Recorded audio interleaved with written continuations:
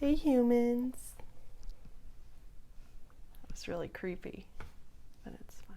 Let's get into urban legends. Grab your tea, grab your coffee, or grab whatever drink you want and sit down and spend the next few minutes with me discovering Boy Scout Lane. Is that good? Did that intrigue you? Basically, there is an empty road in Stevens Point, Wisconsin, and it is like a 2,500 feet. If you don't live in America, I'm really sorry. I don't know how many kilometers that is, but it's a long road basically. And there is this really interesting urban legend that goes along with it about Boy Scouts. Because if you're gonna have a creepy story, you might as well have kids, and not only kids, but kids that are trying to do the Lord's work, and they're just minding their own business, and then they become part of this big scary urban legend, and you know, they all die. So the urban legend starts, it takes place in the 1950s, is how most people say it goes. It starts with a group of Boy Scouts, and they're just going with their scout leader, and they're like, okay, we're gonna go. And we're gonna go camping, and that's how most horror movies start. And they're like, okay, Scoutmaster, lead the way. The Boy Scout troop, the legend has it, they're never seen again after that night. The boys are presumed that they were killed or that they're all dead because there's no trace of them. There's many different theories as to how the boys got killed that people have offered up. So let's talk about some of those. One version of the story goes that the Scoutmaster actually killed the boys. And I even read another version where the Scoutmaster kills all the boys, realizes what he's done, and then hangs himself in the forest after that. A different version says that the bus driver that drove them all there actually killed them and crashed the bus on purpose, and then they all died in the fiery explosion that led up after that.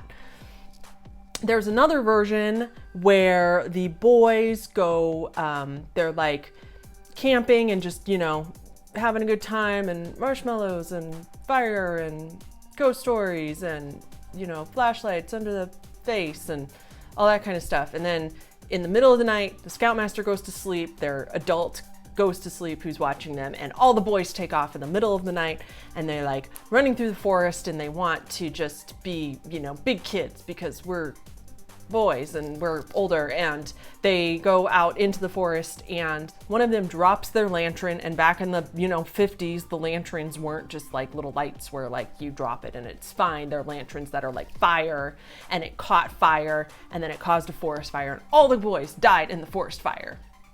And that's how they all died, including then it went back to the Scoutmaster, and he died as well. Then there's a similar version to that where two of the boys actually survive the fire, and they ran off, ran, and get away from the fire, but there's more forest, and they just get lost in that forest, and then they succumb to the elements and die of starvation and exposure after that. I don't know how people got such detailed versions of this, but it's fascinating. Then there's also just the theory that the boys just up and vanished. Maybe it was already haunted, and they went into the forest for this camping trip, and whoever, just spirit or occult or paranormal something, killed them all, and they were just never seen again, and that nobody knows what happened, but they're never seen again. So legend has it that when you go and visit Boy Scout Lane, people have reported that they've seen all kinds of things that show evidence that it's haunted by this group of boys. To this day, some people say they can still hear the boys' voices when they're in the woods. Some people say they can see flashlights. Some people say they can see the lantern tipping in the distance. People have gone as far to say that they can still hear voices in the woods of the boys trying to find each other or trying to find safety.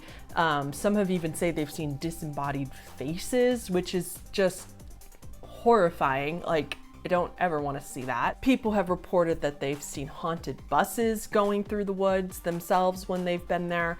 Other people hear footsteps. Some people say that there's handprints all over their car after they've been there, and that is from the boys, and they're like childlike handprints. So I'm assuming that just means there's smaller handprints that don't match the person who's there, the owner of the car. However, we won't really know because now, unfortunately, as it seems conveniently for many haunted places, that it is now privately owned and closed off to the public. So it's not like we can just go in there and go do our own paranormal investigations and see if we can find anything. The few people that have gone say that they've seen these things, but others that have gone and the owner actually gets very upset, as I guess rightfully so, since it's, you know, their property.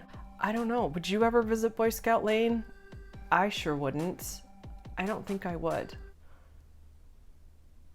I mean, first of all, I don't want to get shot by the owner or yelled at by the owner. I don't like being yelled at either. If you enjoyed this video and taking this little ride with me, please give my video a thumbs up. All right, you guys have a superb day and I'll see y'all later. Okay, bye.